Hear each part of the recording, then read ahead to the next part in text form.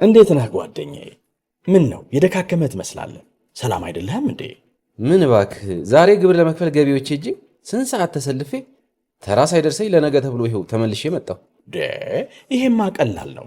መፍትሄው እኮ ተገኝቷል። ምን አይነት መፍትሄ? ይኸውልህ ብርሃን ባንክ ብርሃን ኢታክስ የተሰኘ አገልግሎት ጀምሯል። ይህ አገልግሎት ከገቢዎች ሚኒስቴር ጋር በመተባበር የሚሰጥ አገልግሎት ስለሆነ የግብርህን የገቢዎች ሰነድ ቁጥር በመያዝ ከዚያ የብርሃን ባንክ ደንበኛ ከሆንክ ከፈለግ በሞባይል ባንክ አገልግሎት አሊያም በብርሃን ኢንተርኔት ባንክ አገልግሎት ግብርህን መክፈል ትችላለህ። የባንኩ ደንበኛ ካልሆንክ ደግሞ ወደ ቀረበ የብርሃን ባንክ ቅርንጫፍ ሄደህ ግብርን መክፈል ነው። ዋው! ይሄማ ትልቅ የምስራች ነው። ቀኔን ነው ያበራኸው። አዎ፣ በብርሃን ባንክ ኢታክስ የግብር ክፍያ አገልግሎት ከረጃጅም ሰልፍ ድነው በፈለጉት ሰዓት በማንኛውም ቦታ ሆነው ግብርዎን መክፈል ይችላሉ። ብርሃን ኢታክስ ፈጣን የግብር መክፈያ አማራጭ። ብርሃን ባንክ እንደ ስማችን ብርሃን ነው ስራችን። የመጀመሪያውን ጉዳይ እንመልከት። ፔፕ ጋርዲዮላ ከማንቸስተር ሲቲ በሚወጣበት ጊዜ እንግዲህ ኤንዞ ማሬስካ ተተኪው ሊሆን ይችላል የሚሉ መረጃዎች ትናንትና በስፋት መስማት ጀመርን እና ይህንን ጉዳይ እንመልከት። ኤንዞ ማሬስካ እንግዲህ በቼልሲ አንዳንዴም በሞቅታ አንዳንዴም ደግሞ በዝቅ ባለ መንፈስ ነው እያሳለፈ የሚገኘው። ነገር ግን ማንቸስተር ሲቲ ከፔፕ በኋላ ኮንሲደር የሚያደርገው አሰልጣኝ መሆኑን ሰምተናልና እናንሳይን ጉዳይ ልክ ነው። ምሳ ትላንትና ነው ዴቪድ ኦርንስቲን የሚባለው የአትሌቲክ ጋዜጠኛ የዚህ መረጃ የመጀመሪያው ሰው ወይም ይህንን ዜና ብሬክ ያደረገው ሰው። ምክንያቱም ዜናው አንድ ብቻ አይደለም። የኤንዞ ማሬስካ የፔፕ ተተኪ የመሆን ጉዳይ ብቻ አይደለም። የመጨረሻው ውሳኔን እርግጠኛ ሆኖ ለመናገር ቢያስቸግርም ግን ከሚታመኑ ምንጮቼ ከሲቲ አካባቢ ከሰማኋቸውና ለሪሌሽንሺፕ ስል ስማቸውን በማልገልጻቸው የሲቲ ሰዎች የጓርዲዮላ የመጨረሻው ሲዝን ሊሆን የሚችልበት እድል ሰፊ ነው የሚል ለኔ እንዲያውም ፔፕን የሚተካው ማን ነው ከሚለው በላይ የፔፕ ራሱ ይሄኛው የውድድር ዘመን የመጨረሻው ሊሆን ይችላል የሚለው የበለጠ የገዘፈ ዜና ነው። የምናወራው ስለ አሰልጣኝነት ሌጀንድ ስለሆነ ስለ ጓርዲዮላ ስለሆነ፣ ስለዚህ የመጀመሪያው ዜና እሱ ነው። ሁለተኛው ደግሞ ማንቸስተር ሲቲ የኮንቲንጀንሲ ፕላን አለው። ፔፕ የሚለቅ ከሆነ በዚህኛው አመት ወይም በሚቀጥለው አመት መልቀቁ አይቀርምና ፔፕን የሚተኩ ሰዎችን አሰልጣኞችን በተመለከተ ሊስት አለው እና በነዛ አሰልጣኞች ተርታ ውስጥ የማሬስካ ስም ቀደም ብሎ ያለ ነው የሚል ነው። አስገርሞሽ እንደሆነ አላውቅም የማሬስካ ስም መጠቀሱ። ጥሩ አሰልጣኝ ነው፣ ግን ፔፕን መተካት ሌላ ጉዳይ ነውና ገርሞሽ ይሆን መጀመሪያ? አይ ፔፕን መተካት ለየትኛው ማሰልጣኝ ቀላል ነው ብዬ አላስብም። በራሱ ፔፕ የሚተካ አሰልጣኝ ነው ወይ የሚለው ራሱ ሌላ ጥያቄ ነው አይደለ? አይመስለኝም። እኔ ግን ኤንዞ ማሬስካን ማሰባቸው ወይም እሱ ከወጣ አንደኛ መውጣቱ እንዳልከው በዚህ ሊወጣ ይችላል መባሉ ራሱ በጣም ራሱን የቻለ ትልቅ ዜና ነው አይደለ? ምክንያቱም ማንቸስተር ሲቲ ከሱ በኋላ ምንድነው የሚሆነው፣ በየትኛው ማሰልጣኝ ከሱ በኋላ ምንድነው የሚሆነው የሚለው ጥያቄ ይነሳል። ኤንዞ ማሬስካ ግን እንትን መሆኑ አይገርመኝም። ምክንያቱም በሌስተርም እያለ በጣም ጥሩ ቡድን መስራት የሚችል አሰልጣኝ ይመስለኛል። በቼልሲ የመጀመሪያው አመት የመጀመሪያዎቹ ጊዜያቶች ላይ እንደዚህ አይነት አሰልጣኝ ይመስለኛልና ኮንሲደር ከመደረጉ በላይ ግን በዚህ አመት መሆኑ ነው የበለጠ የሚያስገርመው። አዎ ልክ ነው፣ ማወቅ አለብን። ምክንያቱም ፔፕ ጓርዲዮላ ብዙ ጊዜ ውሳኔዎችን የመጨረሻው ሰዓት የመወሰን ታሪክ አለው። የዛሬ አመት አካባቢ ኮንትራቱን ከማራዘሙ በፊት ሊለቅ እንደሚችል በተለይ 2023/24 የውድድር ዘመን መጨረሻ ላይ ፕሪሚየር ሊግ ዋንጫን ባነሱ ጊዜ ከስነ ስርዓቱ በኋላ በነበረው አንድ ቃለ ምልልስ ላይ እንደዛለ ሲናገር ከዚህ በኋላ ለመቀጠል የሚያስችል በቂ ኤነርጂ ያለው እንደማይመስለው ሲናገር ስለሰማ ነው አይ ፔፕ የመጨረሻው ሳይሆን አይቀርም ይባል ነበር ባለፈው የውድድር ዘመን። ብዙ ጊዜም ወደ ሲቲ ከመጣበት ከ2016 ጀምሮ በትንሹ 3 ጊዜ ካልተሳሳትኩ አዳዲስ ኮንትራቶች ፈርሟል እና ኮንትራት ሲፈርም ሁል ጊዜም አሁን ይሄ የመጨረሻው ሲዝኑ ይሆን ወይ የሚል ውይይት ካስነሳ ረጅም ጊዜ ካስጠበቀ በኋላ ነው በመጨረሻው ሰዓት አዲስ ኮንትራት የሚፈርመው። ባለፈው የውድድር ዘመን የፈረመውን ኮንትራት በተመለከተ ራሱ ሲናገርም ሲቲ እንደዚህ አይነት መጥፎ የውድድር ዘመን እያሳለፈ ባይሆን ኖሮ የመጨረሻው ሲዝኑ እንደሚሆን ራሱ ተናግሯል። ሲቲን በእንደዚህ አይነት ሁኔታ ውስጥ ትቶ መሄድ ስላልፈለገና መዝጊያውንም ለማስዋብ ስለፈለገ አዲስ ኮንትራት እንደፈረመ ይታወቃል። ራሱም ይሄንን ከዚህ በፊት ተናግሮት ስለሚያውቅ፣ ስለዚህ አሁን አፍን ሞልቶ እርግጠኛ ሆኖ ይሄ የውድድር ዘመን የመጨረሻ ነው ለማለት ያስቸግራል። አሁን ዴቪድ ኦርንስቲን ከፍ ያለ ክሬዲቢሊቲ ያለው ታማኝነት ያለው ጋዜጠኛ ስለሆነ በፊት ለቢቢሲ አሁን ለዚ አትሌቲክ እሱ ዜናዎችን ብሬክ ሲያደርግ እነሱ ስኩፕ የሚሏቸው አሉ። አሁን በዝውውር ጉዳዮች ላይ ከዚህ በፊት ስለ ፋብሪዚዮ ሮማኖ ሳነሳ በጣም የተደነቀ ጋዜጠኛ ነው። በዝውውር ጉዳይ ላይ ብዙ ተከታዮች ያሉት ነው። ጋዜጠኞች ሱፐርስታሮች ሲሆኑ አታይም፣ ግን የጋዜጠኞች ሱፐርስታር ነው። ግን እንዲህ አይነት ዴቪድ ኦርንስቴን የሚያገኛቸውን አይነት ኤክስክሉሲቭ መረጃዎች ግን ብዙ ጊዜ አያገኙ። ኦርንስቴንን ክሬዲብል የሚያደርገው የሮማኑን ያህል ብዙ ተከታዮች የሉትም፣ ግን ስኩፖች አሉት። ብዙ ጊዜ ዜናዎች ብሬክ ያደርጋል እና አሁን እሱም ራሱ የተለያዩ ፖድካስቶች ላይ ቀርቦ ሲናገር እንደሰማሁት የተረጋገጠ አይደለም የጓርዲዮላ ይሄ የውድድር ዘመን የመጨረሻው የውድድር ዘመን የመሆኑ ነገር ግን ሃይሊ ላይክሊ ነው፣ ከሲቲ የሚለቅበት የውድድር ዘመን ሊሆን የሚችልበት እድል ሰፊ ነው የሚል መረጃ ይዞ ወጥቷል። ምሳ እንደምታውቂው ፔፕ የኮንትራቱ ጉዳይ ትልቅ የመነጋገሪያ አጀንዳ በነበረበት ጊዜ ባለፈው የውድድር ዘመን ለአንድ ተጨማሪ ዓመት ይቆያል የሚል ግምት ነው የነበረው። እሱ የ2 ዓመት ኮንትራት ነው የፈረመው። ስለዚህ እስከ 2027 ድረስ የሚያቆይ ውል አለው። 2027 ማለት ይሄኛው ሲዝን አልቆ የወዲያኛው ሲዝን መጨረሻ ማለት ነው። በኮንትራት አነጋገር ፔፕ ገና በትንሹ የ18 ወር ኮንትራት ይቀረዋል።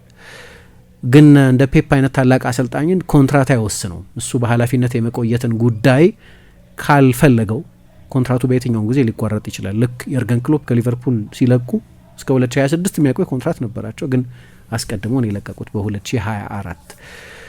ጉዳዩ ኮንትራት ጉዳይ አይሆንም። ግን እንደዚህ አይነት ውሳኔዎችን የመጨረሻው ሲዝን ላይ ነው የሚወስነው። አሁን እንግዲህ እኔ እንደምገምተው በዚህ የውድድር ዘመን ማንቸስተር ሲቲ አንድ ትልቅ ዋንጫ ካሸነፈ፣ ፕሪሚየር ሊግ ወይ ቻምፒየንስ ሊግ ካሸነፈ በስኬት መልቀቅ ስለሚፈልግ መዝጊያውን ማሳመር ስለሚፈልግ ልክ ሰር አሌክስ ፈርጉሰን እንደለቀቁት የመጨረሻው የእሳቸው ሲዝን ማንቸስተር ዩናይትድ ፕሪሚየር ሊግ ያሸነፈበት ሲዝን ነው።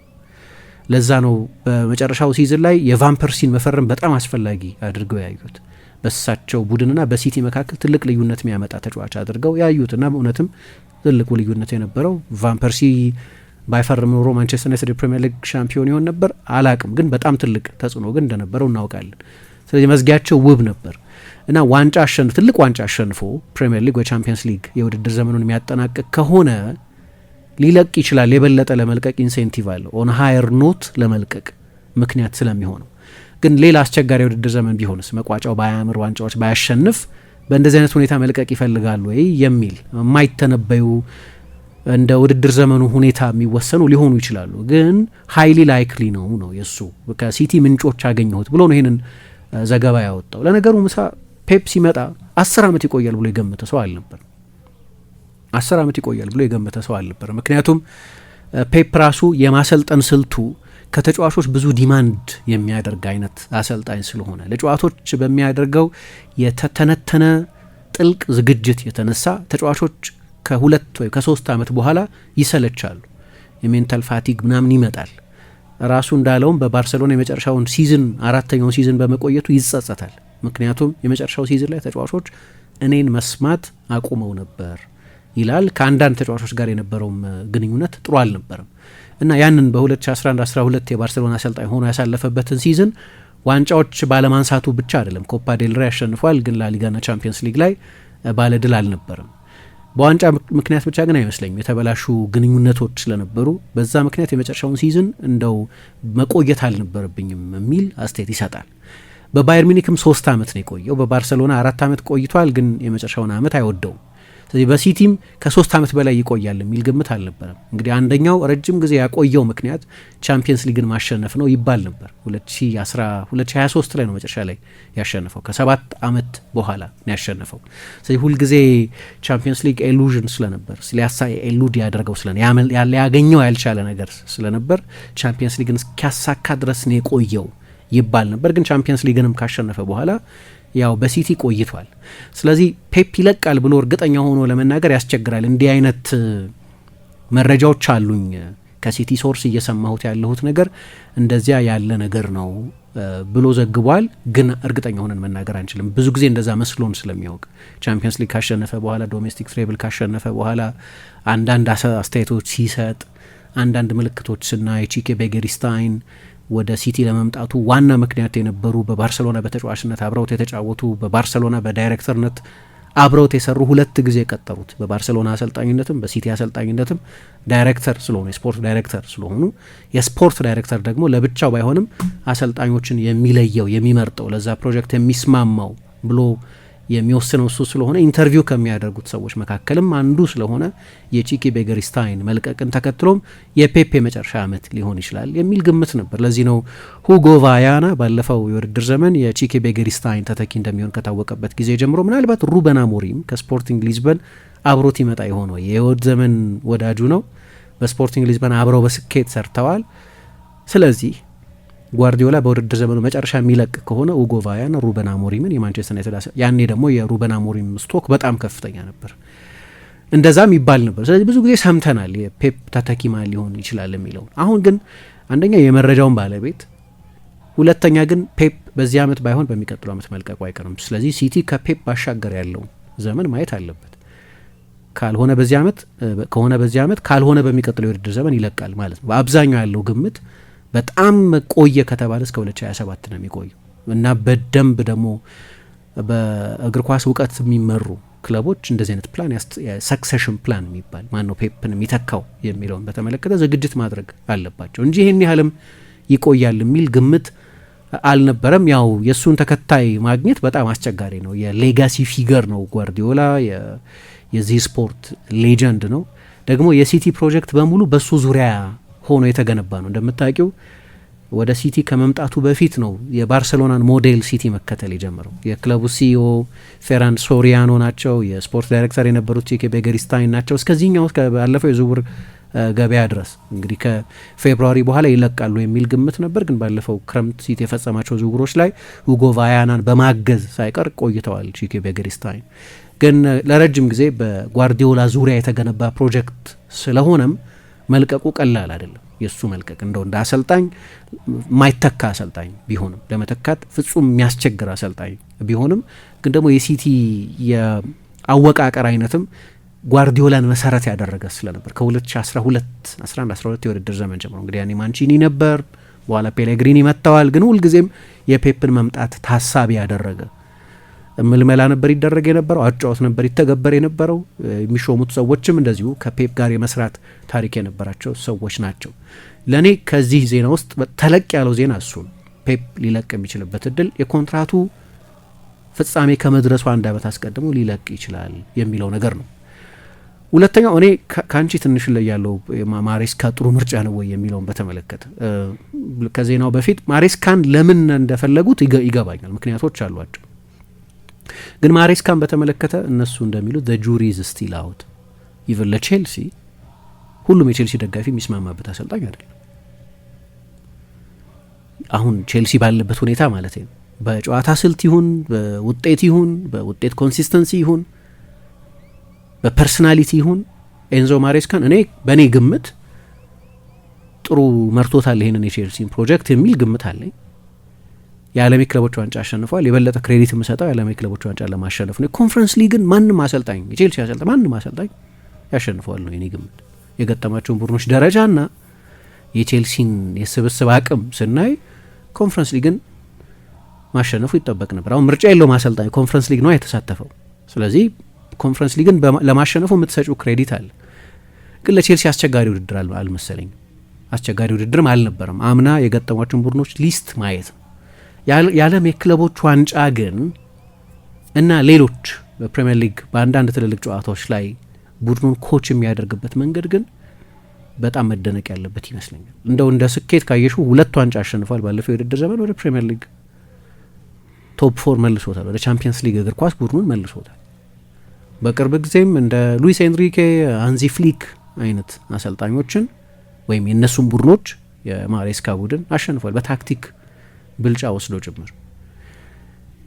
ነገር ግን ለሲቲ ጓርዲዮላ ለሚተካ አሰልጣኝነት የነበረኝ ግምት ለምሳሌ እንደ አሁንም አለ ግምት ውስጥ ከሪያል ማድሪድ የሚሰናበት ከሆነ ሻቢ አሎንሶ በስታይልም ተመሳስሎች ምክንያት ከጓርዲዮላ ጋር ባለው የስታይሊሽ ሲሚላሪቲ ምክንያት በሱ ስር ሰልጥኖ የሚያውቅ ስለሆነ አሁን በሪያል ማድሪድ ያለው ባህል ለአሎንሶ አይነት ዲቴይል አሰልጣኝ ኢንተርቬንሽኒስት የሚሉት ስፔኖቹ ለእንደዚህ አይነት አሰልጣኝ የሚሆን አልመሰለኝም። ሲጀመርም የማድሪድ ተጫዋች ነበር፣ የማድሪድ ሌጀንድ ነበር። ግን የዚዳን አይነት ደግሞ የማሰልጠን ካራክተሪስቲክስ ያለው አሰልጣኝ አይደለም። የበለጠ በስታይል ከፔፕ ጋር የሚቀራረብ አይነት ነው። ከዚያ ደግሞ ብዙ ጊዜ ምን ይባላል የክለብ ዲኤንኤ የሚባል ነገር አለ። የክለቡ ሌጀንድ ሆኖ ማሳለፍ። ለምሳሌ ዚዳን የዲኤንኤ አሰልጣኝ ነው፣ የሪያል ማድሪድ ሌጀንድ ስለነበር በተጫዋችነት። ወይ ጓርዲዮላ የባርሰሎና አሰልጣኝ ሲሆን የዲኤንኤ ሹመት ነው። ምክንያቱም የባርሰሎና ስሪት ስለሆነ ከኳስ አቀባይነት እስከ አምበልነት የቆየ ስለነበር ባርሰሎና እሱን በአሰልጣኝነት ሲሾም የአንድ ቀን የባርሰሎና አሰልጣኝ ወይ የባርሰሎና የስፖርት ዳይሬክተር በከፍተኛ ደረጃ የሚሰራ ሰው እንደሆነ መገመት ይቻላል። አርቴታ የአርሰናል አሰልጣኝ ሲሆኑ ኦሌ ጉናር ሶልሻ የማንቸስተር ዩናይትድ አሰልጣኝ ሲሆን እነዚህም በእነዚህ ክለቦች ውስጥ ተጫውተው በማወቃቸው ምክንያት ነው እነዚህን ኃላፊነቶች የተረከቡት እንጂ የአሰልጣኝነት ሬዚዩሚያቸው ለዛ ኃላፊነት የሚያበቃቸው ሆኖ አልነበረም። የዲኤንኤ ሹመቶች ይባላሉ እንደዚህ አይነቶቹ ሹመቶች። በዚሁ ተመሳሳይ አካሄድ ቪንሰን ኮምፓኒ የባየር ሚኒኩ አሰልጣኝ የሲቲ ሌጀንድ ነው፣ አምበል ነው። በሲቲ ወርቃማ ዓመታት ውስጥ የዚያ ቡድን መሪ የነበረ ነው። በበርንሌ የተጫወተው እግር ኳስም በባየርን ቡድኑ የሚጫወትበት ስልትም ከፔፕ ጋር በጣም የሚመሳሰል ነው። ስለዚህ እሱን እንደው በሲቪው ላይሆን ይችላል፣ ግን ከሲቲ ጋር ባለው ታሪክ ምክንያት የጓርዲዮላ ተተኪ ራሱም የኔ ተተኪ ቢሆን እመርጣለሁ ብሎ ስለሱ ተናግሮ ስለሚያውቅ እንደሱ አይነቱ ሰው ከጥቂት ዓመታት በፊት ራሱ ሚኬል አርቴታ አንደኛው ከሲቲ ወደ አርሰናል የመጣበት አንደኛው ምክንያት የሚባለው የሲቲ ሰዎች ፔፕ ሊለቅ ይችላል የሚል ግምት ነበራቸው እና የሚለቅ ቢሆን ኖሮ ፔፕ አርቴታን ዋና አሰልጣኝ ማድረግ ፍላጎት ነበራቸው የሚሉ መረጃዎች እንሰማ ነበር። ያን ጊዜ እዛው ሲቲ ውስጥ ፕሮሞት ማድረግ በጣም ትልቅ የኮቺንግ ፖቴንሻል እንደነበረው እዛው ይታወቅ ስለነበር በሚገባ ስለሚያስተውሉት እንደዛ ይባል ነበር። አንዳንድ ጋዜጠኞች እንዲያውም በአርሰናል የመጨረሻውን ኮንትራት ከመፈረሙ በፊት ፔፕ የሚለቅ ከሆነ ወደ ሲቲ ሊሄድ ይችላል የሚሉ ሰዎች ነበሩ። እንግዲህ ይህንን አላቅም፣ ከአርሰናል በጣም ጠንካራ አታችመንት እንዳለው ስለምናውቅ። ለ5 ዓመት የአርሰናል ተጫዋች ነበር፣ የአርሰናል አምበል ነበር። አርሰናል የመጀመሪያ ዋና አሰልጣኝነት ኃላፊነት የሰጠው ሰው ነው። በዛ ላይ ለአመታት የሲቲ ተፎካካሪ የሆነ ቡድን ሰርቷል። አርሰናል አሁን የአምቢሽን ጥያቄ ማታነሽም ለዋንጫ የሚፎካከር ቡድን ስለሆነ የመጨረሻውን እርምጃ አልተራመደም እስካሁን ድረስ፣ ግን ላለፉት አመታት ፓወር ነው። ስለዚህ ግን ይባል ነበር አርቴታም ሜንሽን ተደርጎ ያውቃል። እንዲያው አንድ ጊዜ አንድ ሙከራ ሲያደርጉ አስታውሳለሁ። ጆቫኒ ቫን ብሮንኮስትን ጆቫኒ ቫን ብሮንኮስት በጓርዲዮላ ዘመን የተጫወተ አይመስለኝም። ባርሰሎና ውስጥ አርሰናል ውስጥ ነበር፣ ከዚያ ወደ ባርሰሎና ሄደ። ግን በራይካርድ ስር ነው የተጫወተው። ግን በፋይኖርድ የኤሬዲቪዜ ሻምፒዮን ከሆነበት ጊዜ ጀምሮ ቀጣዩ የኮቺንግ ሱፐርስታር እሱ ይሆናል የሚል ግምት ነበር። በኋላ በተረከባቸው ኃላፊነቶች ብዙ አልተሳካለትም። ግን ለጥቂት ጊዜ የማንቸስተር ሲቲ ልምምዶች እየመጣ እንዲህ በሲቲ ግብዣ የሲቲ ልምምዶች ሲመራ አይተነው እናውቃለን። አሁን የአርነ ስሎት ረዳት ነው። ጆን ሃይቲንጋ ከለቀቀ በኋላ በሃይቲንጋ ፈንታ የመጣ ነው። የሆነ ጊዜ ፓትሪክ ቪየራ ተብሎ ነበር። ፓትሪክ ቪየራ የመጨረሻ የኳስ ተጫዋችነት ህይወቱ ያበቃው በማንቸስተር ሲቲ ተጫዋችነት ነው። ከዛ በሲቲ ፉትቦል ግሩፕ ስር ባሉ ክለቦች ውስጥ ሰርቷል። ወደ ኒውዮርክ ሄዶ ለምሳሌ ልክ እንደዚሁ ሰርቶ ስለሚያውቅ ወደ አሜሪካ ወደ ኤምኤልኤስ እሱም ለወደፊቱ የሲቲ አሰልጣኝ ይሆናል የሚል ግምት ነበር። በቅርብ ጊዜ ምናልባት በአንዳንድ የስራ ኃላፊነቶች በቅርብ ጊዜ ጄኖ አሰናብቶታል። በስትራስቡርግ በክሪስታል ፓላስ ያሳለፋቸው ጊዜ የተደባለቁ ነበሩ። ስለዚህ ለሲቲ አይነት አሰልጣኝነት የሚያበቃ ስታተስ ላይ ያለ አሰልጣኝ አይደለም። በተለያየ ጊዜ ለወደፊቱ ፔፕን ማን ነው የሚተካው በሚል የሚነሱ ስሞች ነበሩ። በቅርብ ጊዜ ግን እኔ አሎንሶ የሊቨርፑል ተጫዋች ቢሆንም ግን አርነ ስሎት በኃላፊነት ውስጥ ካሉ ድረስ የሊቨርፑል ኃላፊነትን ካላገኘ የሲቲን ጥያቄ እምቢ አይልም። መቼስ ገበያው ላይ ካለ ከሪያል ማድሪድ ኃላፊነት ወይም ከእንደዚህ አይነት ከየትኛውም ኮሚትመንት ነጻ ከሆነ፣ ስለዚህ የአሎንሶ አይነት ፊገር እጠብቅ ነበር። ማሬስካ አንደኛ የቼልሲ አሰልጣኝም ስለሆነ እኮ ነው ማትጠብቅ። በቢግ ሲክስ ቡድኖች መካከል የአሰልጣኞች ሽግግር ያልተለመደ ነው። አንድ ከትልልቆቹ 6 ቡድኖች መካከል አንደኛውን የሚያሰለጥን አሰልጣኝ ወደ ሌላ ግዙፍ ክለብ በቀጥታ ሲሄድ አይቻላል። የቅርብ ጊዜ ቢያንስ አይቻላል። ለምሳሌ ጆዜ ሞሪኞ ከ6ቱ 3ቱን አሰልጥነዋል። ቼልሲን 2 ጊዜ፣ ማንቸስተር ዩናይትድና ቶተንሃምን አሰልጥነዋል። ግን የቼልሲ አሰልጣኝ ሆነው ሳይሆን ከቼልሲ ኃላፊነታቸው ከተሰናበቱ በኋላ ነው ወደ ማንቸስተር ዩናይትድ የሄዱት። ከማንቸስተር ዩናይትድ ኃላፊነታቸው ከተሰናበቱ በኋላ ነው ወደ ቶተንሃም የሄዱት እንጂ ማንቸስተር ዩናይትድ የቼልሲ አሰልጣኝ ያሉ ከቼልሲ ጋር ተደራድሮ ውላቸውን አፍርሶ አይደለም የወሰዳቸው። ኤክሰፕሽን ከሆኑ ጆዜ ሞሪኞ ናቸው። ግን የእሳቸውም ቢሆን ከአንድ ኮሚትመንት ነጻ ከሆኑ በኋላ ከተሰናበቱ በኋላ ነው ወደዛ የሄዱት እና የተለመደ አይደለም። ምልክቶች፣ ሙከራዎች ነበሩ። ለምሳሌ አሌክስ ፈርጉሰን ፖቼቲኖ የማንቸስተር ዩናይትድ አሰልጣኝ እንዲሆን ይፈልጉ ነበር ይባላል እና በተለያዩ ጊዜያት በተለይ በቶተንሃም በጣም ስኬታማ በነበረበት ጊዜ ማንቸስተር ዩናይትድ ፖቼቲኖን ሊቀጥረው ይችላል ሲባል ሰምተን እናውቃለን። ማንቸስተር ዩናይትድ ድሮ ደግሞ አርሰን ቬንገርን ለመቅጠር ሞክረው ያውቃል። አሌክስ ፈርጉሰን ይለቃሉ በተባለ ጊዜ የቀድሞ የማንቸስተር ዩናይትድ ሲኢኦ ማርቲን ኤድዋርድስ የሚባሉት ሰው መጽሐፋቸው ላይ በግልጽ እንደጻፉት ወደ ለንደን የአርሰን ቬንገር አምስቴድ የሚባለው አካባቢ ያለው የመኖሪያ ቤት ጭምር ሄደው አርሰን ቬንገርን ለማሳመን ሞክረው እንደነበር፣ ግን ለአርሰናል ባላቸው ፍቅር የተነሳ ይህንን ጥያቄ ኮንሲደር ማድረግም እንዳልፈለጉ ነግረውናል ብለው መጽሐፋቸው ላይ ጽፈውታል። ማንቸስተር ዩናይትድ ሞክረው ያውቃል ከአርሰናል አርሰን ቬንገርን ለመውሰድ፣ ግን በጣም አልፎ አልፎ የሚፈጠር እንጂ ከቼልሲ ወደ ማንቸስተር ዩናይትድ ከማንቸስተር ዩናይትድ ወደ ሊቨርፑል ምናምን አሰልጣኝ ሲሄድ አላየንም። ያልተለመደ ነው እንዲህ አይነት ነገር። አሁን ምን ይሆናል? ከሌሎች የፕሪሚየር ሊግ መካከለኛ ቡድኖች ወደ ትልልቅ ቡድኖች አሰልጣኞች መጥተው ያውቃሉ። ለምሳሌ ሊቨርፑል ከስዋንሲ ብሬንዳን ሮጀርስን ወይም ከፉልሃም ሮይ ሆድሰንን ቀጥሮ ያውቃል። ወይም ማንቸስተር ዩናይትድ በአሌክስ ፈርጉሰን ውሳኔ ከኤቨርተን ዴቪድ ሞይስን ሾሞ ያውቃል እንጂ በቢግ ሲክስ ቡድኖች መካከል ቀጥተኛ ተፎካካሪዎች ናቸውና ያልተለመደ ነው። ማሬስካ መሆኑ ብቻ ሳይሆን የቼልሲ አሰልጣኝ መሆኑም ነው ብዙ እንዳይታሰብ ያደርገው የነበረው። ከቼልሲ ወደ ማንቸስተር ሲቲ፣ ወደ አርሰናል፣ ወደ ማንቸስተር ዩናይትድ ዋና አሰልጣኝነት፣ ወደ ሊቨርፑል ዋና አሰልጣኝነት መሄድ ቢያንስ አእምሯችን አልለመደውም። በሌሎች ሀገራት ሲደረግ አይተን እናውቃለን። ለምሳሌ ራዲያንቲች በቀጥታም ባይሆን የአትሌቲኮ ማድሪድ፣ የሪያል ማድሪድ፣ የባርሰሎና አሰልጣኝ ሆኖ ሰርተዋል። አሁን በህይወት የሉም ራዶሚር አንቲች። በጣሊያን በቀጥታም ባይሆን ግን ለምሳሌ በቀጥታ መሰለኝ ማርሴሎ ሊፒ ከዩቬንቱስ ወደ ኢንተር ሄደው ያውቃሉ። በኋላ ተመልሰው ወደ ዩቬንቱስ መጥተው ያውቃሉ። ፋቢዮ ካፔሎ እንደዚሁ ከሮማ ያኔ ሮማ በቅርብ ጊዜ ስኩዴቶ ሻምፒዮን የነበረ ነው፣ ወደ ዩቬ ሄደው ያውቃሉ። በጣሊያን የተጫዋቾች ዝውውርም እንደዚህ የተለመደ ነው፣ ከአንድ ትልቅ የጣሊያን ቡድን ወደ ሌላ ትልቅ የጣሊያን። በእንግሊዝ ግን ዝውውር እየተለመደ መጥቷል። አሁን የእንግሊዝ ክለቦች የፋይናንስ አቅም በቢግ ሲክስ ቡድኖች መካከል የዛሬ 7-8 ዓመት የማይታሰቡ የነበሩ ዝውውሮች መደረግ ጀምረዋል። በአሰልጣኝነት በኩል ግን ሬር ነው። እንደ ማሬስካ በፕሮፋይል ብቻ ሳይሆን በፕሮፋይልም ቢሆን ገና ድምዳሜ ላይ ያልተደረሰም። የእሱን የቼልሲ ስኬት በተመለከተ አሁንም ድረስ ሙሉ ማይዋጥላቸው የቼልሲ ደጋፊዎች አሉ። ለዛ ነው ዘ ጁሪዝ ስቲል አውት የሚባለው። ሲቲ እሱን ሊወስደው ይፈልጋል ሲባል ሲቲ በቅርብ ጊዜ ከቼልሲም የበለጠ አሸናፊ ቡድን ስለሆነ ባሉት ስኬቶች ፕሪሚየር ሊግን በቅርብ ጊዜ ዶሚኔት ያደረገ ስለሆነ በጣም በቅርብ ጊዜ ቻምፒየንስ ሊግ ያሸነፈ ቡድን ስለሆነ አሁንም ለፕሪሚየር ሊግን ለቻምፒየንስ ሊግ ከቼልሲም የበለጠ ግምት የሚሰጠው ቡድን ስለሆነ በፔፕ ደረጃ ያለ አሰልጣኝ ባይሆንም ግን የማሬስካ ስም መነሳቱ ለእኔ በጣም አስገራሚ ነበር። አሁን በጠቀስኳቸው ምክንያቶች አንደኛ የአንድ ሌላ ትልቅ ቡድን ስለሆነና ረጅም ኮንትራት አለው ደግሞ።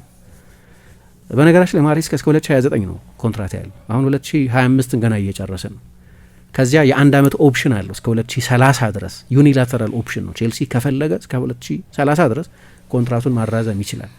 ሊቨሬጅ ያለው ቼልሲ አሰልጣኙን የመልቀቅ ግዴታ የለበትም፣ ወይም አሰልጣኙን ለመልቀቅ ከፍተኛ ገንዘብ ዲማንድ ማድረግ ይችላል። እና ግን ምክንያቶች ግን አሉት። ቅድም የጠቀስኳቸው አርቴታ፣ ቫን ብሮንክሆርስት፣ ቪዬራ፣ አሎንሶ፣ ኮምፓኒ በተለያየ ምክንያት አንዳንዶቹ በቀጥታ አንዳንዶቹ በተዘዋዋሪ ከሲቲ ጋር የሆነ ቁርኝት ነበራቸው። ማሬስካም ልክ እንደዚህ ሆነ።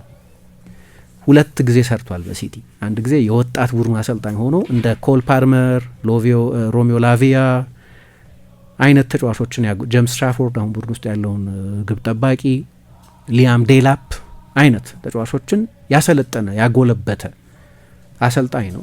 በሲቲ ሰርቶ ያውቃል።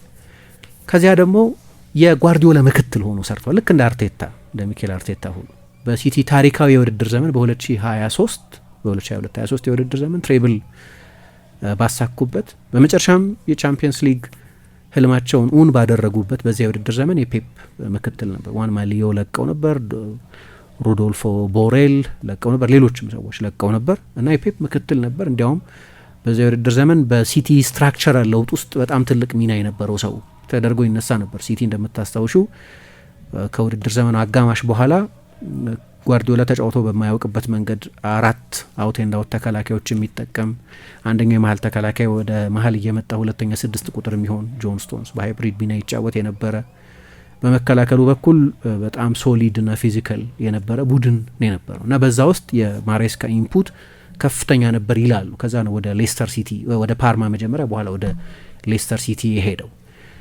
ስለዚህ ሲቲን ያውቃል በሚገባ። ከ21 ዓመት በታች ቡድን አሰልጣኝ ነበር። የፔፕ ምክትል ነበር። የሲቲን ሲስተም የሚያውቅ ነው። የስታይል ሲሚላሪቲም አለ። መጫወት የሚፈልግበት ቡድን በአብዛኛው የጓርዲዮላ እግር ኳስ የምንለውን እግር ኳስ የሚጫወት ነው። ለዚህ ነው ለቼልሲ ካውንተር ካልቸራል የሚሆን። ቼልሲ የሲቲ አይነት ስታይል ኖሮት አያውቅም በጨዋታ ስልት፣ ምናልባት በሳሪ ዘመን ካልሆነ በስተቀር። ግን የሳሪም እግር ኳስ በጣም ቀስ ያለ እግር ኳስ ነበር። የፔፕ እንደሳቸው በተለይ በእንግሊዝ እንደዚህ አይነት ዝግ ባለ መንገድ የተደረገ አልነበረም አጨዋወቱ። ጥሩ ሲዝን ነበር፣ ግን ቼልሲ እና ደጋፊዎቹ ከለመዱት እግር ኳስ የተለየ ነበር እና ብዙ የሚወደድም በናፍቆት የሚታወስም አልነበርም የሳቸው አንድ ሲዝን። ከዚያም በኋላ ነው ወደ ዩቬንቱስ የሄዱት። ግን ምክንያቶቹ ይገቡኛል ለምን ማሬስካ በሲቲ እየተፈለገ እንደሆነ። አልገመትኩም፣ አልጠበቅኩም አልኩኝ እንጂ እና ሌሎች የሚጠቀሱ ስሞች ስለነበሩ ምናልባት ስለነሱ የበለጠ ትኩረት ይሰጥ ይሆናል የሚል ግምት ስለነበር እንጂ ማሬስካ በነገራችን ብቸኛው አይደለም። አሁንም የኮምፓኒ ስም አለ። የሻቢ አሎንሶ ጉዳይ ገና የሚታወቅ አይደለም። በሪያል ማድሪድ በቋፍ ያለ አሰልጣኝ ነው። እያንዳንዱ ውጤት የሚወስነው ነው እንጂ ቀጣዩ ሽንፈት ሊያስባረረው ይችላል። እንዲህ አይነት በቀጭን ክር ላይ የተራመደ ያለ አሰልጣኝ ነው። በቀደም እንኳን የነበረው የኮፓ ዴል ሬይ ጨዋታ ውጤት ይሄ በቃ በአሎንሶ ስር አይሆንም ነገሩ ምናምን የሚሉ ሰዎች እንዲበዙ ጭምር አድርጓል። ምባፔ ነው እንደገና ሁልጊዜ ቤላውት የሚያደርገው አሰልጣኙ እንጂ በቋፍ ነው ያለው እና የስፔን ሱፐር ካፕ ይደረግ የለ በቅርብ ጊዜ በስፔን ሱፐር ካፕ የሚኖረው ውጤት ይወስነዋል የሚሉ ሰዎች አሉ። በእርግጥ በዛ መሀል የአርነ ስሎትም ሁኔታ የሊቨርፑል ተጫዋች ስለነበር የሊቨርፑል ስራ አቬይለብል የሚሆን ከሆነ ለአሎንሶ ሁለት ምርጫዎች ይኖሩታል ማለት ነው። እንግዲህ ሲቲም እሱን ይፈልገዋል ብለን ካሰብን ግን ማሬስካን የቼልሲ ሰዎች የሲቲ ሰዎች እንደ አማራጭ የሚያዩበትና በአማራጮቻቸው ሊስት ከፍ ብሎ ባለው ቦታ ላይ የተቀመጠ መሆኑ ኢሎጂካል አይደለም። በቂ ምክንያቶች አሉት። ለማሬስካ ግን በተለይ ሰሞኑን እያሳለፈ ካለው ጊዜ አንጻር ከዛ የኤቨርተን ጨዋታ በኋላ የሰጠው አስተያየት እና ከዚያ በኋላም እድሎች አግኝቶ ነገሩን የማብራራት እድል ምን ማለትህ ነው ተብሎ ተጠይቆ ነገሩን የማጥራት እድል አግኝቶ ሆን ብሎ በሚመስል ሁኔታ ከቼልሲ ሰዎች ጋር ያለው ልዩነት እንዲታወቅለት በሚፈልግ ሁኔታ ግን በጣም ኤኒግማቲክ በሆነ ለማብራራት ባለመፈለግ ግን ልዩነቱ እንዳለ ጠቁሞ በማለፍ አይነት ነገር በቀደም ከካርዲፍ ሲቲ ጋር በሩብ ፍጻሜ የሊግ ካፕ ጨዋታ ከማድረጋቸው በፊት በነበረው ፕሬስ ኮንፈረንስ ላይ ነው እንግዲህ ሌላ እድል አግኝቶ የነበረው ያ ልዩነቱ እንዳለ እንደተጠበቀ መሆኑን ለማሳየት ከክለቡ ሰዎች ጋር ልዩነት አለህ እንዴ? ከስፖርት ዳይሬክተሮቹ ጋር፣ ካንተ ከበላዮችህ ጋር፣ ከቀጣሪዎችህ ጋር ልዩነት አለህ እንዴ ሲባል አይ የለብኝም ብሎ ዲፕሎማቲክ ሆኖ ማለፍ ይችል ነበር። ግን አንዳንድ ሰዎች የሚሉት ምንድነው ከዛ የአታላንታ ጨዋታ በኋላ ከኤቨርተን ጨዋታ በኋላ አይደል የተናገረው ያለፉት 48 ሰዓታት ለእኔ በቼልሲ አሰልጣኝነት አስቸጋሪ ጊዜያት ነበሩ የሚል ማንም ሰው አልደገፈንም የሚል አስተያየት ሰጠ። አሁን የዚህ ዜና በዚህ ጊዜ የመሰማት ነገር ማሬስካ በቼልሲ ምንድነው እየሆነ ያለው የሚል ጥያቄ የተነሳ ባለበት ሰሞን ስለሆነ የበለጠ ትርጉም አግኝቷል። ሰሞኑን እያሳየ ያለው ጠባይ፣ በጋዜጣዊ መግለጫዎች ላይ እየሰጠ ያለው አስተያየት ተጨማሪ ትርጉም በቼልሲ ረጅም ጊዜ ላይ ቆይ ይችላል። ምናልባት ይሄኛው ሲዝንም እኮ ከክለቡ ሃይራርኪ ጋር ከዳይሬክተሮቹ ጋር ምናልባት ከክለቡ ባለቤቶች ጋር ልዩነት እንዳለው በግልጽ እያሳየ ከሆነ የመጨረሻው ሲዝን ሊሆን ይችላል ማለት ነው። ቼልሲ ደግሞ እስካሁን ድረስ የተከተለ ያለው ፖሊሲ በተለይ ብሉኮ ከመጣ በኋላ በፖቼቲኖ ስር ያደረጉትም ነገር የሲዝኑ መጨረሻ ላይ የሲዝን አናሊሲስ ይሰራል እና አሰልጣኙ የ5 የ6 ዓመትም ኮንትራት ይኑረው ግን በውድድር ዘመኑ መጀመሪያ ያስቀመጥነው ግብ በተለያዩ ፓራሜትሮች አልተሟላም ብሎ ካሰበ ውሳኔ ይወስናል። የማሬስካ የሲዝን ኢንዲንግ ሪቪው ያልተሰራው የዓለም የክለቦች ዋንጫም ስለነበር ከዓለም የክለቦች ዋንጫ በኋላ የነበረው ጊዜ ደግሞ በ2 ሳምንት ውስጥ በአንድ ወር ውስጥ ፕሪሚየር ሊግ የጀመረበት ጊዜ ነው እና ደግሞ የዓለም የክለቦች ዋንጫ ሻምፒዮን ነበር። ስለዚህ በዛ ጊዜ የተለየ ሲዝን ሪቪው አትሰሪም። ግን በኖርማል ኮርስ ኦፍ አካሄድ ሲቲ እንደዛ ማነው ቼልሲ እንደዛ ነው ማድረግ የሚፈልገው ይባላል። ፖቼቲኖ በተመለከተ እኔ አሁን ማሬስካ ጋር የሚታየው ልዩነት በፖቼቲኖና በአለቆቹ መካከልም ስለነበር ነው የተሰናበተው ነው። ፒውርሊ የውጤት ብቻ አይመስለኝም የፖቼቲኖ መሰናበት። በተሰናበተ ሰሞን ያኔ እናነሳው እንደነበረው አንዳንድ ልዩነቶች ልክ አሁን ማሬስካ እንደሚያደርገው በፕሬስ ኮንፈረንሶች ላይ ልዩነቶቹን ማሳየት ጀምሮ ስለነበር በሁለቱ ወገኖች መካከል በቀጣሪዎቹና በሱ በተቀጣሪው መካከል ልዩነቶች መስተዋል ጀምሮ ስለነበር ለአንዳንድ ሰዎች የሚያስገርም አልነበርም። በተለይ ቼልሲ ነገር ብለው ለሚከታተሉ እና ኢንሳይድ ሶርሶች አሉ ለሚሉ ሰዎች። አሁን በቅርብ ሳምንታት ግን ስላልተናገረው ጋዜጠኞች ብዙ እየቆፈሩ እንደሆነ ገምታል። በተለይ ለቼልሲ ብቻ በሚዘግቡ ጋዜጠኞች በኩል ምን ማለቱ ነው? ምንድን የነበረው ማለት ነው? በዛ የአታላንታና የኤቨርተን ጨዋታ መሀል እሱ ስፔሲፋይ አድርጓል። 2 ቀን 48 ሰዓት ብሏል። በዛ 48 ሰዓት ውስጥ ከየትኛው ዳይሬክተር ጋር ይሆን የተጋጨው? አሁን የጥር የዝውውር ጊዜም እየደረሰ ነው እና በዚህ ጊዜ ይህን ተጫዋች ልታስፈርሙልኝ ይገባል የሚል በሆነ ጉዳይ ላይ ኢንሲስት አድርገው ቼልሲ ይህንን ተጫዋች አንገዛም ብሎት ይሆን? አሁን ይሄ ሃይፖቴቲካል መላምታዊ ነው። አሰልጣኙ ግልጽ አላደረገውም ችግሩ ምን እንደሆነ። እንትን ነው ክሪፕቲክ ነው የሚባለው ለዚህ ነው። አላብራራውም ነገሩን ምንድነው ችግርህ ተብሎ ሲጠየቅም መናገርም አልፈለገም፣ ግን ልዩነት እንዳለው እንዲታወቅም ፈልጓል። አሁን ይሄ ምን አይነት ግምት ያሰጣል? በቼልሲ አልተረጋጋም ማለት ነው። ይሄ ሰው ረጅም ጊዜ የሚቆይበት እድል ላይኖር ይችላል። ይሄ ደግሞ ከቼልሲ የስትራክቸር ባህሪ ጋር የሚነሳም አንዳንድ ሰዎች ይሄ መላምት ነው፣ እርግጠኛ መሆን አትችይም። ኮንትራት አለው፣ ረጅም ኮንትራት ግን ያለፈው የውድድር ዘመን በጣም ስኬታማ ነው ብሎ ስለሚያስብና በቀደምም ከካርዲፍ ሲቲ ጨዋታ በፊት አንድ መጠነኛ ውይይት ነበረ እንጂ ፕሮግራም ላይ ስናነሳ እንደነበረው በመጀመሪያው ሲዝን ክሎፕ በሊቨርፑል አርቴታ በአርሰናል ከነበረውም የተሻለ ሲዝን አሳልፍ ያለው ብሎ ነው የሚያምኑ እና ኮንፈረንስ ሊግና የዓለም የክለቦች ዋንጫን ካሸነፈ በኋላ ቼልሲ አዲስ ኮንትራት ያቀርብልኛል ብሎ ጠብቆ ነበር ይላል። ኮንትራቱ ረጅም ነው ግን የኮንትራቱ ተርሞች ይሻላሉ የሚል ግምት ነበር። ጥሩ የውድድር ዘመን ያሳለፍኩት ስለዚህ ሪዋርድ እደረጋለሁ የሚል ግምት ነበር። ቼልሲ ረጅም ውል አለው። ቼልሲ ለምን አዲስ ኮንትራት እንዳልሰጠው ትረጃለሽ። ረጅም ኮንትራት ያለው አሰልጣኝ ነው። ቼልሲ አላሻሻለለትም። እንግዲህ አንዳንድ አሰልጣኞች ለምሳሌ አሰልጣኙ በሳምንት 100,000 ፓውንድ እያገኘ ከሆነ 150,000 ፓውንድ መክፈል አይነት የኮንትራቱ ርዝመት ያው ነው እስከ 2029 ኦፕሽናል እስከ 2030 ግን የኮንትራቱን ተርምን ማሻሻል፣ ቦነስ መስጠት፣ የኢንሴንቲቭ መስጠት እና የሚከፈለውን ደሞዝ ማሻሻል አይነት በዛም ቅሬታ አለው። ቼልሲ ሪዋርድ ሊያደርገኝ ይገባ ነበር ጥሩ ሲዝን ስላሳለፍኩ። አንዳንድ የምናውቃቸው የዝውውር ልዩነቶች አሉት። እንደምታውቂው የሌቫይ ኮልዊል መጎዳትን ተከትሎ በጋዜጣዊ መግለጫዎች ላይ አስተያየት ሰጥቶ ያውቃል።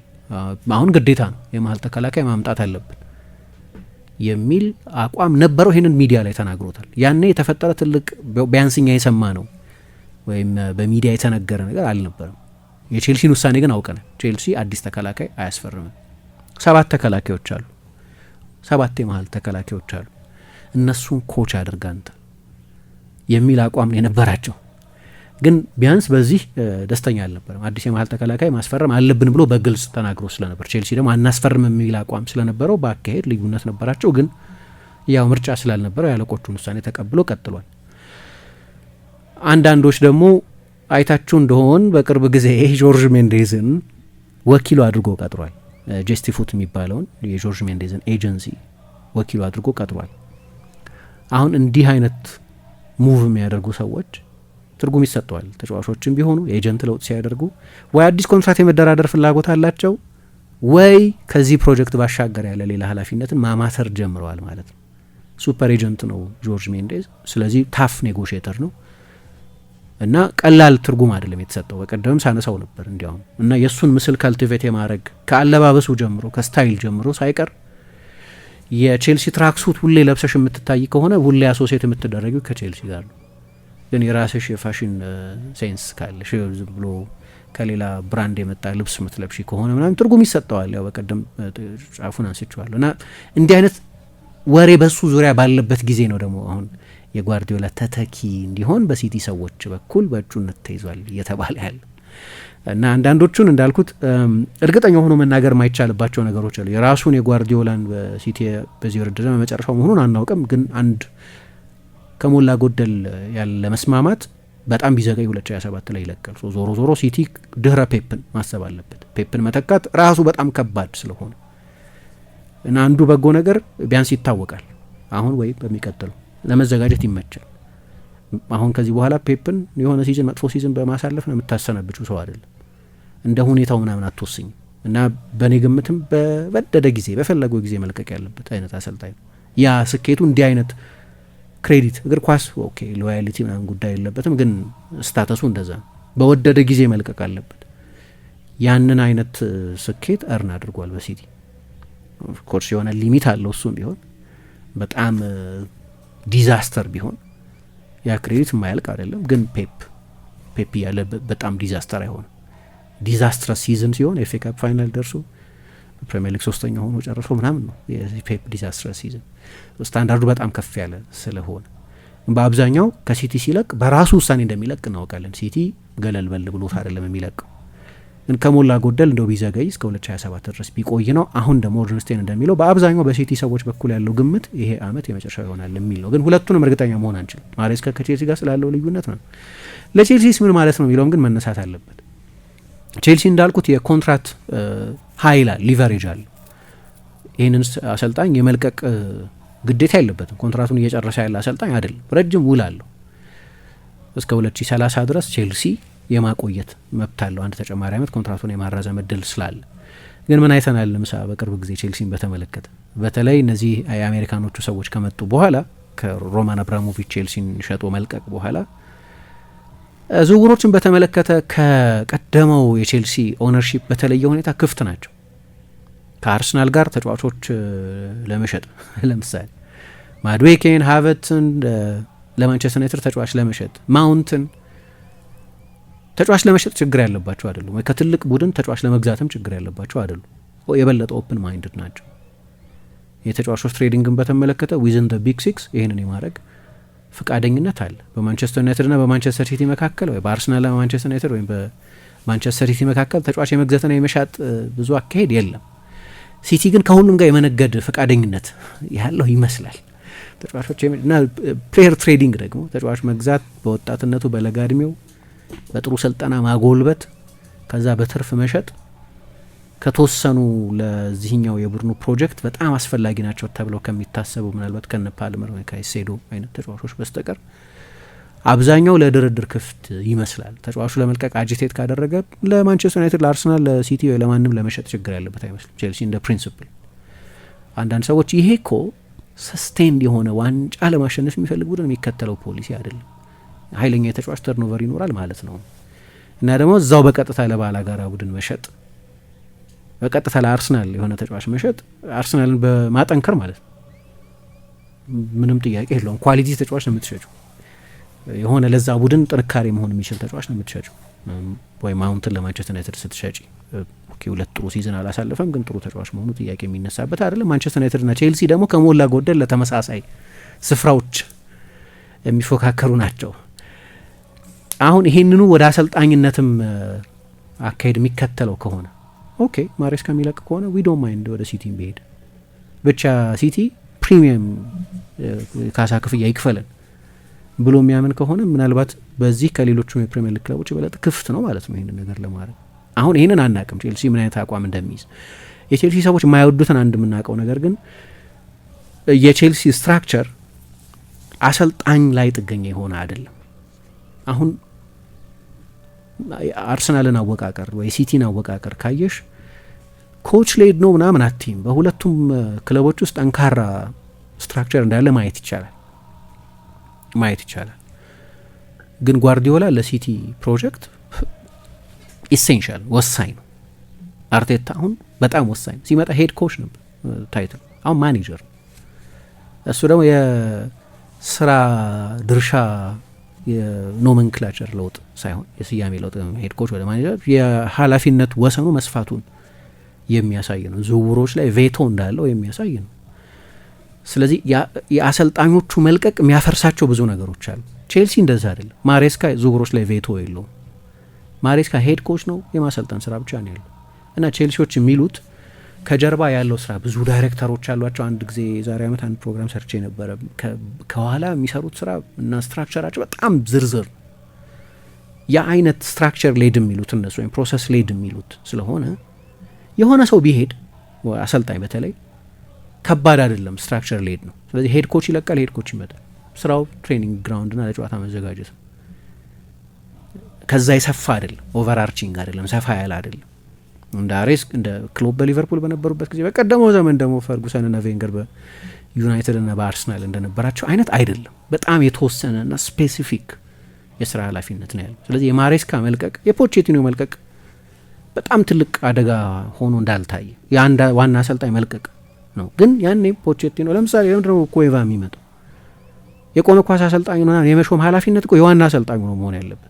ለምንድነው ኢምፖዝ የሚደረግብኝ? ይህንን ሚዲያ ላይ እኮ ተናግሮታል። አሁን በጣም ወሳኝ ሰው ነው። እንዲያውም በዛች በታክቲክ የማግኔቲክ ቦርድ ላይ ተጫዋቾች ተቀይረው ከመግባታቸው በፊት የመጨረሻውን ኢንስትራክሽን የሚሰጣቸው ሰው ማለት ነው እሱ ነው ኩዌቫ የሚባለው። የብሬንፎርድ የቆመ ኳስ አሰልጣኝ ነበር። አሁን ይህንን አያምንበትም ፖቼቲኖ። ቼልሲ ያምንበታል። ምንም አይመስለንም አንተ ባታምንበት፣ የስትራክቸሩ አንድ አካል ነው፣ ስለዚህ እናደርገዋለን። አደረጉት። አንዳንድ ልዩነቶች ነበሯቸው በዝውውሮችም በምኖችም ላይ እናውቅ ነበር። ቼልሲ ከስትራክቸሩ መውጣት የጀመረ አሰልጣኝ ካለ፣ ያንን መቃወም የሚጀምር አሰልጣኝ ካለ ቶለሬት አያደርግም ነው ይሄኛው ስትራክቸር። ቢያንስ ስትራክቸር ሌድ ስለሆነ የማሬስካን መልቀቅ እንደ ትልቅ ችግር አያዩትም የሚሉ አሉ። አሁን አናቅም ራሱ ስኬታማ ነው አይደለም የሚለውን በተመለከተ 100% መስማማት አለ ለማለት ያስቸግረኛል። እኔ ከሞላ ጎደል ስኬታማ ነው ከነ አንዳንድ ድክመቶቹ ስኬታማ ነው እላለሁ። የቼልሲ ሰዎችን አስተያየት ግን ማወቅ በጣም ያስቸግራል። ግን እንደዛ ስለሚባል እኔ ማሬስካን አልለቅም ብሎ እስከ ኮንትራቱ መጨረሻ ድረስ ምናምን ልዩነቱ እያለ ያንን የመቀጠል ፍላጎት ላይኖር ይችላል። ቼልሲ ሪላክስድ ነው በዝውውሮች ላይ ከትልቅ ቡድኖች ጋር እዛው ለመናገድ ደግሞ ምናልባት አሰልጣኙ ለመልቀቅ ብዙ ችግር ላይኖርበት ይችላል። አሁን ለምሳሌ ሲቲ በቃ ቢወስን አርቴታን ነው የምወስደው ከአርሰናል ብሎ ቢወስን ቀላል አይደለም። ምክንያቱም አርቴታ የፕሮጀክቱ አስኳል አርሰናሎች። ስለዚህ በቀላሉ ከሲቲ ጋር የመስራት ታሪክ የነበረውም ቢሆን ከሲቲ ጋር ካለው አሶሲዬሽን የበለጠ ከአርሰናል ጋር አሶሲዬሽን አለው። ኦፍኮርስ በተሆነ ምክንያት ቢሆን ነገሩ በቀላሉ የሚሆን አይደለም። ሲቲ እንኳን እኮ ለአርሰናል አርቴታን ለመሸጥ በቀላሉ እኮ አይደለም የፈቀደው፣ እንደውም በፔፕ ቡራኬ ምክንያት እንጂ የሲቲ ሰዎች ጭራሽ እሱን የመልቀቅ ፍላጎት አልነበራቸው መጀመሪያ አካባቢ። በኋላ ግን እሱ በቃ አሁን ለዋና አሰልጣኝነት ዝግጁ ነኝ፣ ስለዚህ ወደ አንደኛው ፕሮጀክት መሄዱ አይቀርም እና ረጅም ጊዜ በምክትል አሰልጣኝነት ልታቆዩ ከምክትል አሰልጣኝነት በላይ ስላደገ የነበረው ኃላፊነት ለዛ ነው እንጂ ያኔም ቢሆን አስታውሳለሁ ድርድሮቹ ቀላል አልነበሩ። በዛ ላይ በሲዝን መሀል ማለት የአሰልጣኙን ፕላን የሚያዛንፍ አይነት ጊዜ ነው የነበረው 2019/20 ውድድር ዘመን መሀል የለቀቀው። ግን ቼልሲ በእንደዚህ አይነት ጉዳይ ላይ የበለጠ ፈታ ያለ ይመስላል እና እነዚህን አንግሎች ማንሳት የሚቻል ይመስለኛል። ግን ያልተለመደ ነው እንዳልኩት በትልልቅ ቡድኖች መካከል የሚደረግ አይደለም። ግን ፔፕን መልቀቅ እና የእሱን ተተኪ ማግኘት ለሲቲ ምንም ጥያቄ የለውም። በታሪካቸው ትልቁ አሳይመንቱ ሳይሆን አይቀርም። ሁልጊዜ እንዲህ አይነት ደረጃ ላይ ያሉ አሰልጣኞችን በእንግሊዝም በሌላ ሀገር መተካት ሲቸግር እንዳየን ጆቫኒ ትራፓቶኒን መተካት ወይም አሪጎ ሳኪን መተካት፣ ክራይፍን መተካት እያሸነፍሽም የሮብሰን የመጀመሪያው ሲዝን እኮ የሚገርም ሲዝን የነበረው ዝም ብለሽ ኦብጀክቲቭሊ ካየሹ 2 ዋንጫ አሸንፈዋል። ሮናልዶ 45 ጎል አስቆጥረዋል። ግን ክራይፍን አይደሉም እሳቸው። በዛ ምክንያት ከአንድ ሲዝን በላይ አልቆዩ እና አንዳንዶቹ ምንድነው እዛው ባሰፈሩት የፍልስፍና ጥልቀት የተነሳ የስታይል ምክንያት የተነሳ ፐርሶናሊቲያቸው ምክንያት ሊሆን ይችላል። ሁልጊዜ አስቸጋሪ ነው ትልቅ አሰልጣኞችን መከተል። አሌክስ ፈርጉሰንን የተካ የለም አሁን ድረስ 12-13 ዓመት ሆኗቸዋል ሰር አሌክስ ከለቀቁ። ኢምፖሲብል ታስክ ነው። ግን ቡድኖች የተለያየ ስልት፣ ክለቦች የተለያየ ስልት ተከትለዋል። ለምሳሌ ማንቸስተር ዩናይትድ ዘቹዝን ዋን ነበር አይደል? ነበር የመጀመሪያው ሞይስ የማንቸስተር ዩናይትድ አሰልጣኝ ሆነ ወደ ኦልድ ትራፎርድ በዛ ረጅሙ ታነል እና በደጋፊዎች ፊት ነው የሚያልፉት። ደግሞ ኦልድ ትራፎርድ ለየት ያለ ስቴዲየም ነው። በዛ ጋር ሲያልፉ ና ስቴዲየም ውስጥ የተነበበው ትልቁ ጽሁፍ የተመረጠው በማን በአሌክስ ፈርጉሰን። ድሮ ምክትል ሊያደርጓቸው የፈልጉ ነበር ፕሬስተን ኖርዝ ኢንድን ያሰለጥኑ በነበረበት ጊዜ ሞይስ ያንን ጥያቄ አልተቀበሉም። ስለዚህ ወደ ኤቨርተን በዋና አሰልጣኝነት ሄዱ። እዛ ተሳካላቸው፣ ጥሩ አሰልጣኝ ነበሩ። ግን የማንቸስተር ዩናይትድ አሰልጣኝ የሆኑት በአሌክስ ፈርጉሰን ምርጫ ነው። የእሳቸው አንድ ፒክ ናቸው። ሰዎች ትክክል አልነበረም የሚሉ አሉ። ሲጀመርም የሚሄደው አሰልጣኝ የሚከተለውን መምረጥ የለበትም። ኮሜንት ሊሰጥ ይችላል ገሌ ይሁን የማለት እንጂ የበለጠ ዲቴይልድ መሆን አለበት የሚሉ ሰዎች አሉ። ስላልሰራ በተለይ ይህ አስተያየት ዋጋ ያገኛል። ግን ፈርጉሰን እንደዚህ አይነት ተተኪያቸውን መርጠው ነው የሄዱት። ከዛ በኋላ ከሞይስ በኋላ ያሉትን አሰልጣኞች ማንን እንሹም የሚለውን ጉዳይ በተመለከተ አሌክስ ፈርጉሰንን አላማከርም። ከዛ በኋላ ማንቸስተር ዩናይትድ ሊቨርፑል የርገን ክሎፕ ሲለቁ ከሊቨርፑል የምንጠብቀው አይነት የበለጠ መኒቦል ኮንሰፕት አይደለም ያለው እዛ። ስለዚህ ዴታ ሌድ የሆነ የትኛው ነው ከክሎፕ ጋር የበለጠ በስታይል የሚስማማው? አሞሪም ለምሳሌ ያኔ እንደምንለው ኮንሲደር ተደርጓል፣ ግን ኤክስፔንሲቭ ነው። ምክንያቱም ይሄ አይነት ስታይል ነው ያለው። ለዛ ስታይል ደግሞ የስኳድ ሪሻፍል ያስፈልጋል። የሆነ ተጫዋች መምጣት፣ የሆነ ተጫዋች መውጣት አለበት። እሱ በጣም ከባድ ኢንቨስትመንት ይጠይቃል። ጥሩ አሰልጣኝ ነው፣ ግን ለአሁኑ ስብስብ አይሆንም። ከዛ ለክሎፕ እና ላለው ስኳድ የበለጠ የሚቀራረበው አሰልጣኝ ዴታን መሰረት አድርገው ያኔ ሲቀጠሩ ብዙ ስለ ዴታ ምናነሳ የነበረው ለዚህ ነው እና ከቅጥራቸው ጀርባ የነበረውም ታሪክ የበለጠ አናሊቲካል የነበረ ነው። የአርሰናል ደግሞ ኢንተርቪው ብዙ የነበረበት ነው። በጣም ብዙ አሰልጣኞችን 70 ምናምን አሰልጣኞችን በግርድፍ ያዙ። ከዛ እየቀነሱ 10 አስቀሩ። ከ10 5 አደረጉ። ከ5ቱ መጨረሻ ላይ 3 ገደማ መሰለኝ ፓትሪክ ቪዬራ የቀድሞ የአርሰናል ሌጀንድ፣ ኡናይ ኤሜሪ እና ሚኬል አርቴታ ራሱ ልክ ቬንገር እንደለቀቁ። የኤሜሪ ኢንተርቪው በጣም አስደናቂ ነበር። የፓወርፖይንት ፕሬዘንቴሽን ያቀረቡት እና በስም እየጠቀሱ ራምሴን በዚህ መንገድ አሻሽለዋል፣ እገሌን እንዲህ እያሉ የአርሰናል ሰዎች በጣም የተገረሙበትን የተብራራ ፕሬዘንቴሽን ያቀረቡና በዛ ኢንተርቪው ምክንያት የአርሰናል አሰልጣኝ ሆኑ ተሾሙ ማለት ነው። ስለዚህ ተከታዮችን በተለያየ መንገድ ነው አሰልጣኞች ትልልቅ አሰልጣኞችን ክለቦች በሚያጡ ጊዜ የሚመርጡት። ሲቲ የትኛው መንገድ ይከተላል አላቅም፣ ግን አሁን ለጊዜው ቤቱን በሚገባ ያውቃል የሚባለው ሰው ኤንዞ ማሬስካ የፔፕ ምክትል የነበረው ሰው ሰሞኑን ከቼልሲ ጋር አንዳንድ የልዩነት ንፋስ የገባበት የሚመስለው ሰው ፔፕ ሲለቅ ከለቀቀ የእሱ ተተኪ ይሆናል የሚል ግምት እያገኘ ነው እና ከተለያዩ አንጻሮች ከሁለቱ አሰልጣኞች አንጻር ከሁለቱ ክለቦች አንጻር እና እንደ ጓርዲዮላ አይነት ታላቅ አሰልጣኝን ከመተካት ፈታኝነት አንጻር ነገሩን ማየት ይቻል ይሆናል። እንዴት እንደሚሆን ለማየት እጓጓለሁ። ዛሬ አሁን ጋዜጣዊ መግለጫ አለው ከኒውካስል ጋር ይጫወታል። በእርግጠኝነት ይህ ጥያቄ ይቀርብለታል። እንዴት እንደሚመልሰው ለማየት ኢንትረስትድ ነኝ። የሆነ ሲግናል ሊሰጥ ይችላል፣ ግን ይጠየቃል። ይህን ጥያቄ ልታልፊው ያቺም ያለፈው 24 ሰዓት ትልቁ የእንግሊዝ ሀገር የእግር ኳስ ዜና ይሄኛው ዜና ስለሆነ እና መልሱን ለማየት እጠብቃለሁ። ያው ዛሬ ፕሬስ ኮንፈረንስ አለ። እንዴት ነህ ጓደኛዬ? ምን ነው የደካከመ ትመስላለህ። ሰላም አይደለህም እንዴ? ምን እባክህ፣ ዛሬ ግብር ለመክፈል ገቢዎች ሄጄ ስንት ሰዓት ተሰልፌ ተራ ሳይደርሰኝ ለነገ ተብሎ ይኸው ተመልሼ መጣሁ። ይሄማ ቀላል ነው። መፍትሄው እኮ ተገኝቷል። ምን አይነት መፍትሄ? ይኸውልህ ብርሃን ባንክ ብርሃን ኢታክስ የተሰኘ አገልግሎት ጀምሯል። ይህ አገልግሎት ከገቢዎች ሚኒስቴር ጋር በመተባበር የሚሰጥ አገልግሎት ስለሆነ የግብርህን የገቢዎች ሰነድ ቁጥር በመያዝ ከዚያ የብርሃን ባንክ ደንበኛ ከሆንክ ከፈለግ በሞባይል ባንክ አገልግሎት አሊያም በብርሃን ኢንተርኔት ባንክ አገልግሎት ግብርህን መክፈል ትችላለህ። የባንኩ ደንበኛ ካልሆንክ ደግሞ ወደ ቀረበ የብርሃን ባንክ ቅርንጫፍ ሄደህ ግብርህን መክፈል ነው። ዋው! ይሄማ ትልቅ የምስራች ነው። ቀኔን ያበራኸው። አዎ በብርሃን ባንክ ኢታክስ የግብር ክፍያ አገልግሎት ከረጃጅም ሰልፍ ድነው በፈለጉት ሰዓት በማንኛውም ቦታ ሆነው ግብርዎን መክፈል ይችላሉ። ብርሃን ኢታክስ ፈጣን የግብር መክፈያ አማራጭ። ብርሃን ባንክ እንደ ስማችን ብርሃን ነው ስራችን።